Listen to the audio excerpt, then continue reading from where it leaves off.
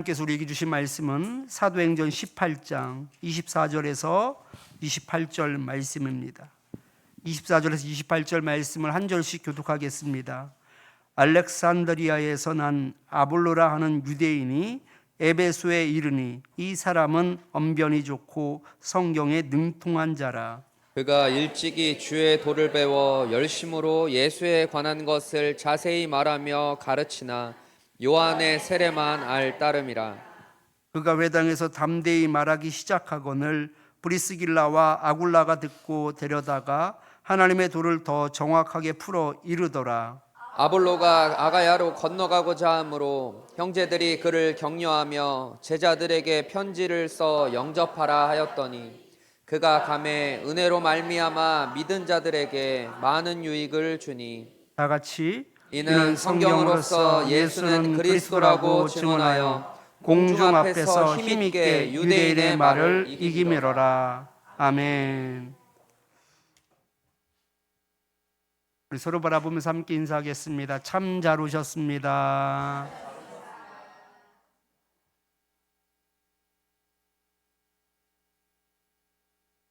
믿는 자에게 유익을 주는 사람이라는 말씀의 제목을 가지고 함께 은혜를 나누겠습니다.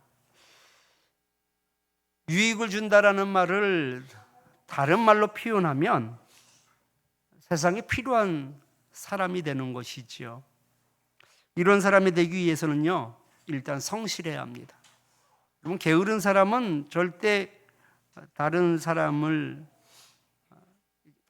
유익을 줄 수 없습니다. 성실한 사람이 유익을 줄 수 있는데, 이런 면에서 우리나라는 의외로 성실한 사람들이 참 많습니다. 서울시의 경우 특정 버스 노선은요, 새벽 시간대 노동자들이 너무 많아서 첫 차를 동시 배차하고 있다고 합니다. 그 정도로 새벽부터 일하는 사람들이 참 많다라는 것이죠. 그러나 성실하다고 해서 모두 유익을 주는 것은 또한 아닙니다. 예전 모교회에서 사역할 때의 일입니다. 주방부장을 맡으신 권사님이 계셨는데 얼마나 주방봉사를 열심히 하셨는지 몰라요. 문제는 그 누구도 허락 없이는 주방에 들어갈 수 없었습니다. 심지어 사역자인 저도 주방에 함부로 들어갈 수가 없었어요. 주방에 들어가면 한 소리 듣습니다. 물론 그럴 만한 이유는 있었을 겁니다. 그런데 중요한 것은 많은 사람들이 그 권사님을 불편해하고 또 심지어는 싫어하는 그런 성도도 있었다라는 것이죠. 교회를 향한 열심은 있었지만 유익을 주는 사람은 아니었던 겁니다. 그래서 적재적소에 꼭 필요한 사람이 유익을 주는 사람입니다. 본문 27절 말씀을 보면 아볼로는 믿은 자들에게 많은 유익을 주었다라고 말씀하고 있습니다. 다시 말해서 이미 믿고 있는 교회 공동체에 속한 사람들에게 유익을 주는 사람이 바로 아볼로였습니다. 그렇다면 아볼로는 어떻게 유익을 주는 사람이 될 수 있었을까요? 오늘 말씀을 통해 함께 살펴보겠습니다. 첫째는 다른 이들에게 유익을 주는 사람은 자신에게 주어진 재능을 최대한 발휘합니다. 주전 300년 전 페르시아 제국의 통치 아래에 있었던 그 이집트는 알렉산더 대왕이 이집트로 진격했을 때 거의 저항 없이 멤피스에 입성을 합니다. 오히려 환영하는 분위기였습니다. 왜냐하면 페르시아 제국 통치 아래에서 고통을 겪었기 때문이지요. 이후 알렉산더 대왕은 이집트에서 파라오로 인정을 받았고 곧바로 자기 이름을 딴 알렉산드리아라는 도시를 해변에 건설하였습니다. 이후 알렉산드리아는 크게 발전하여 로마 제국의 3대 도시 중 하나가 되었습니다. 알렉산드리아는 세계적인 도시답게 이집트인, 헬라인, 로마인, 그리고 유대인 등 여러 민족이 섞여 사는 국제 도시가 되었고 헬라 시대 철학이 크게 성행하면서 학문의 중심지가 되었습니다. 이러한 분위기 속에서 아볼로가 성장하게 되었던 것이지요. 본문 24절은 그가 어떤 사람이었는지를 자세하게 소개하고 있습니다. 같이 한번 읽어보겠습니다. 알렉산드리아에서 난 아볼로라 하는 유대인이 에베소에 이르니 이 사람은 언변이 좋고 성경에 능통한 자라. 아볼로에 대해 언변이 좋고 성경에 능통한 자라고 소개하고 있습니다. 이 언변이 좋다라는 말에 해당하는 로기오스는 단순히 말재주가 있다라는 뜻을 넘어서 말에 능한, 학식이 있는, 교양이 있는 사람을 가리키는 말입니다. 실제로 헬라 문헌에는 이 단어가 학자나 문필가, 지식인을 묘사할 때 사용되곤 했습니다. 따라서 아볼로는 성경을 깊이 이해하고 이를 설득력 있게 풀어낼 수 있는 학식이 있고 교양이 있는 학자로서 언변을 겸비한 지식인이었습니다. 25절을 보면 탁월한 학자였던 아볼로가 일찍이 주의 도를 배워 열심히 예수에 관한 것을 가르쳤다라고 말씀하고 있습니다. 여기서 주의 도를 배웠다라는 것은요, 단순히 몇 가지 정보를 들었다라는 의미가 아닙니다. 예수 그리스도에 관한 가르침을 체계적으로 익혔음을 뜻합니다. 이후 아볼로는 사람들에게 예수님에 관한 그 내용을 자세히 설명하며 가르쳤습니다. 그가 구약 성경에 능통한 사람이었다라는 점을 고려하면 구약에 증거하고 있는 메시아가 바로 예수라는 사람이었다라는 점을 아마 증명했을 것입니다. 또한 이 땅에서 예수님께서 행하신 기적들, 또 여러 비유의 말씀들, 또 하나님의 나라에 관한 것들 등 예수님에 관한 것들을 아마 가르쳤을 겁니다. 이처럼 아볼로는 구약 성경에 능통한 자신의 재능을 최대한 활용하여 많은 사람들에게 유익을 주는 인물이었습니다. 그러나 여기서 한 가지 오해하지 말아야 할 점이 있는데요. 학식이 있고 교양이 있어야만 유익을 주는 사람은 아닙니다. 아볼로가 많은 사람들에게 유익을 줄 수 있었던 그 이유는 그가 가진 장점이라고 할 수 있는 그 성경에 대해 잘 알고 있었기 때문에 성경을 가지고 설득력 있게 복음을 전했던 것입니다. 인도에서 전해 내려오는 민담으로 금이 간 항아리라는 이야기가 있습니다. 어떤 사람이 양쪽 어깨에 지게를 메고 물을 날랐는데 오른쪽과 왼쪽 항아리가 달랐습니다. 오른쪽 항아리는 멀쩡한 항아리였고 왼쪽 항아리는 금이 간 항아리였죠. 그렇게 물을 떠서 집에까지 가면 그 온전한 항아리는 물이 가득 차 있었지만 금이 간 항아리는 반쯤밖에 차 있지 않았던 겁니다. 그 왼쪽에 있었던 그 금이 간 항아리는 주인한테 너무나 미안했던 거예요. 이제 나를 버려주십시오. 저는 쓸모없는 항아리입니다. 주인에게 오히려 고통만 주고 효율적이지도 않으니 그냥 나를 버리십시오라고 주인에게 부탁합니다. 그때 주인이 이런 말을 하죠. 나도 알고 있단다. 너가 금이 가서 집에 가지고 오면 반밖에 물을 얻을 수밖에 없는 그런 상황들을 다 알고 있지만 너가 지나간 그 길을 한번 보아라. 너가 물을 흘렸기 때문에 그곳에는 생명이 자라나고 있다. 아름다운 꽃들이 지금 만발하고 있지 않느냐. 그러기에 너가 금이 갔어도 나는 이 생명들을 볼 때마다 기분이 너무 좋단다 라고 말을 했다고 합니다. 우리는 때로는 자신을 가치 없는 존재로 여기거나 재능이 없어서 유익을 줄 수도 없다라고 생각할 때가 있습니다. 그러나 하나님은 각 사람에게 크든 작든 각자에게 맞는 재능을 주셨습니다. 찬양의 달란트를 가진 사람도 있고요.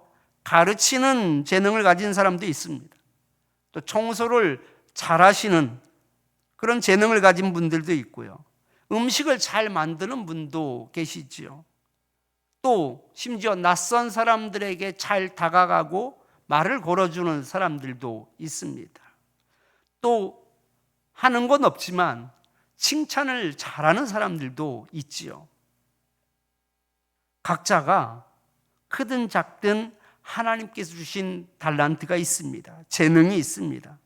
각자가 이 달란트를 온전하게 사용한다면 여러분, 그것이 바로 사람들에게 유익을 주는 줄 믿으시기 바랍니다. 그 항아리가 깨졌든 아니면 깨지지 않았든 그들이 다 쓰임을 받는다라는 것이죠.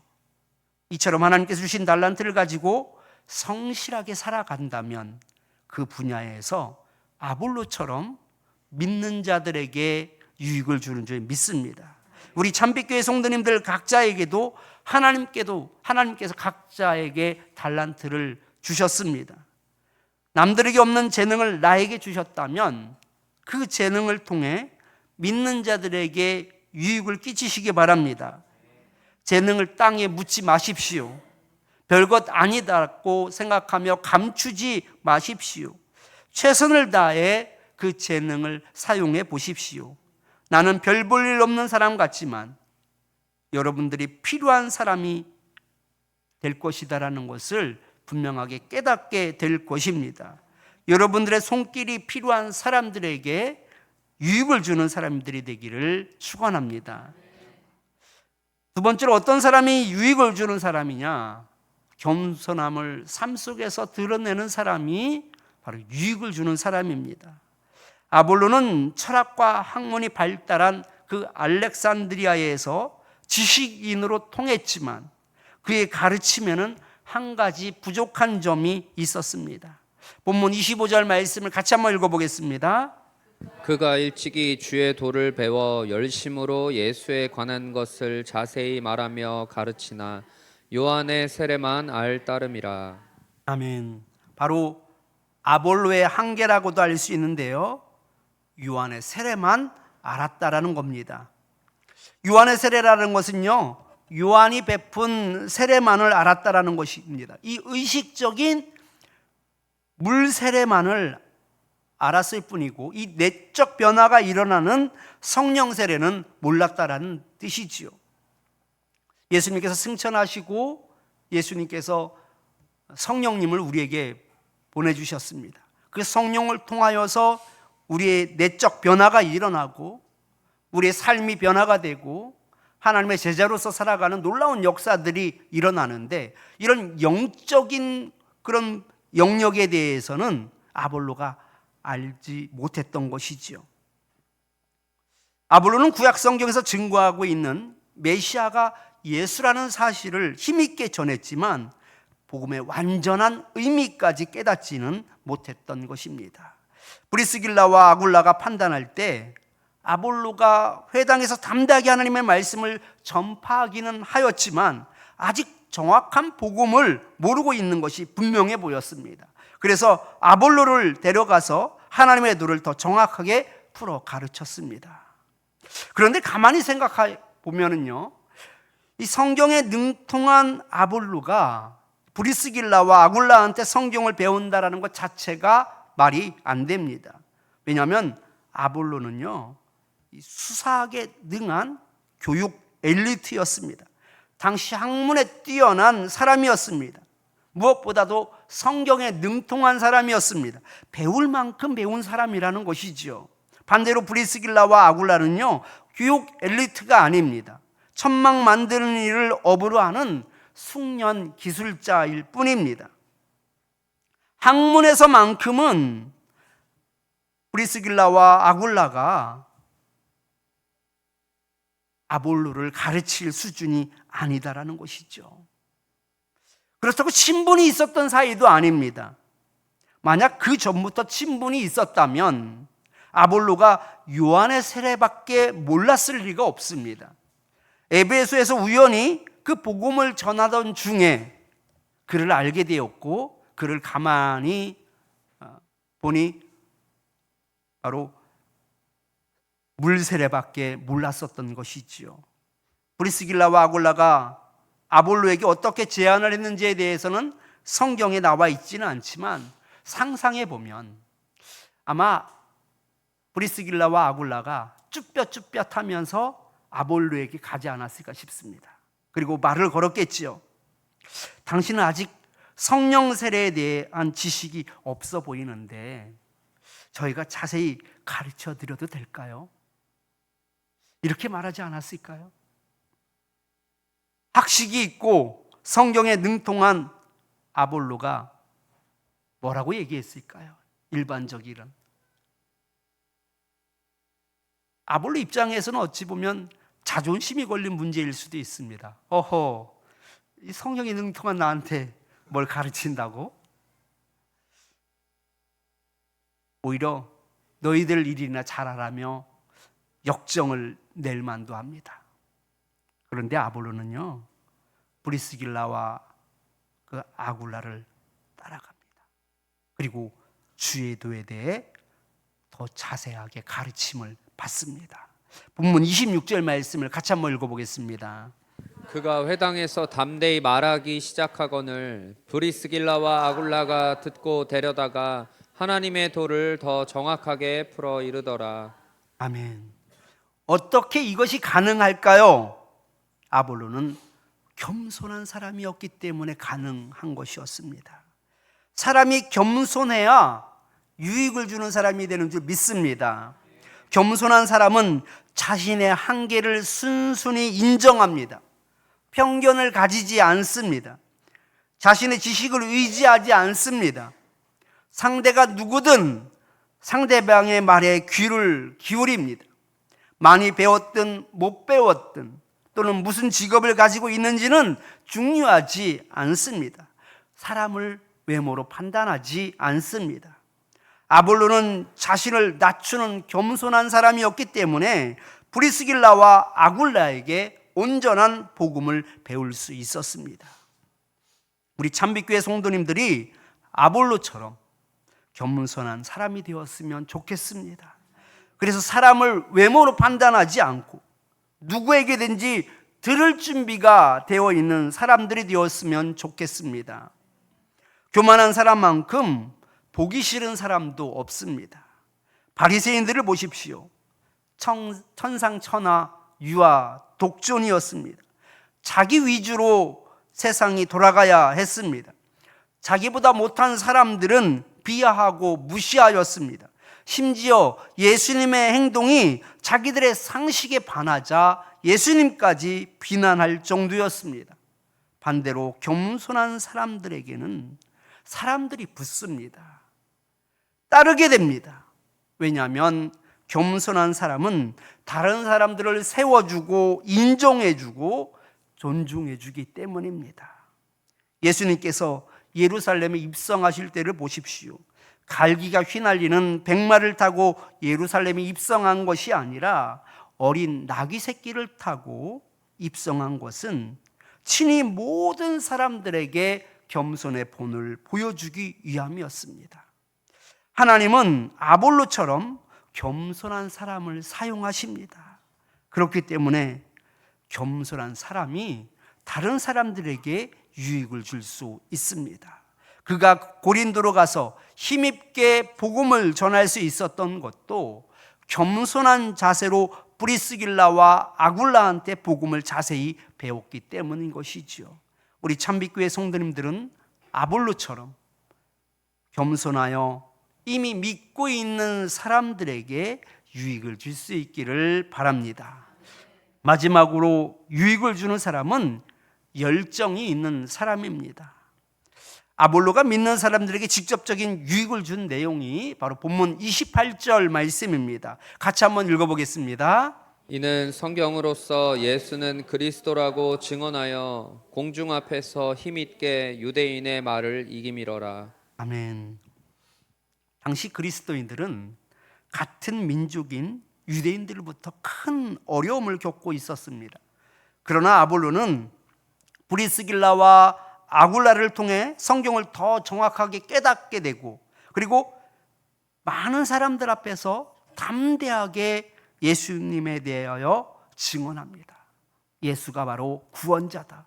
예수가 바로 그리스도다라는 것을 증언하게 되죠. 여러분 요한복음을 보면 예수님을 믿으면서도 출교당하는 것이 두려워서 대놓고 예수님을 고백하지 못하고 또 예수님을 언급하지 못하는 경우가 있었습니다. 그 말씀 내용 중에 보면 관리 중에도 그를 믿는 자가 많되 바리새인들 때문에 출교를 당할까 두려워하여 드러나게 말하지 못하였다라고 말씀합니다. 그가 바로 그리스도라는 것을 알고 있었음에도 불구하고 그 공동체에서 출교당하는 것이 두려웠기 때문에 대놓고 말하지 않았다라는 거예요. 몰래 믿었다라는 것이죠.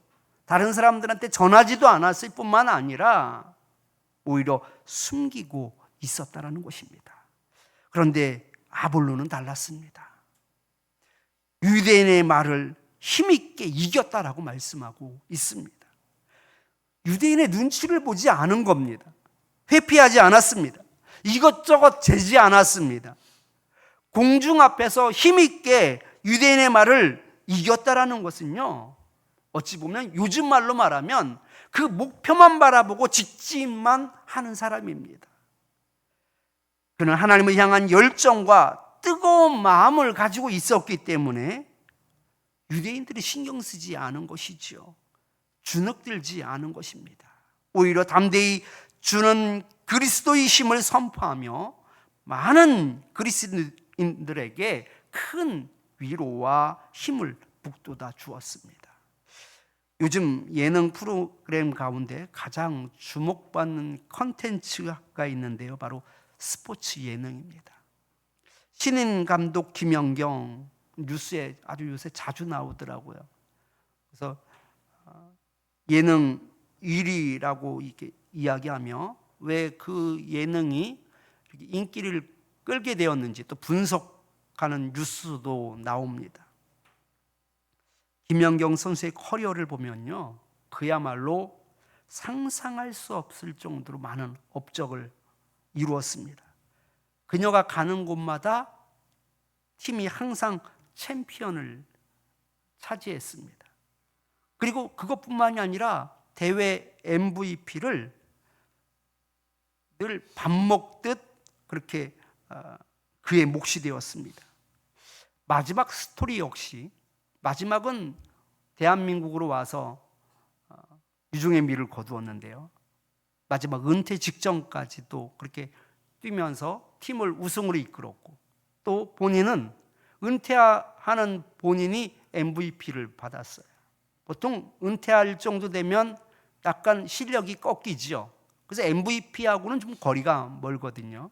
그런데 김연경 선수는 나이가 들어서 은퇴하기는 했지만 그 실력이 전혀 녹슬지 않아서 마지막까지도 그렇게 MVP로 유종의 미를 거뒀지요. 그렇게 쉴 틈 없이 달려왔던 김연경 선수가 은퇴를 하고 이제 조금 쉬게 되었을 때 몇 개월 되지 않아서 방송국에서 섭외가 온 겁니다. 이런 취지의 프로그램을 만들려고 하는데 감독으로 좀 이렇게 좀 띄워달라고 이야기를 했던 것이죠. 이제까지 너무나 힘들게 운동하면서 달려왔기 때문에, 그리고 이제 은퇴를 했기 때문에 쉴만도 합니다.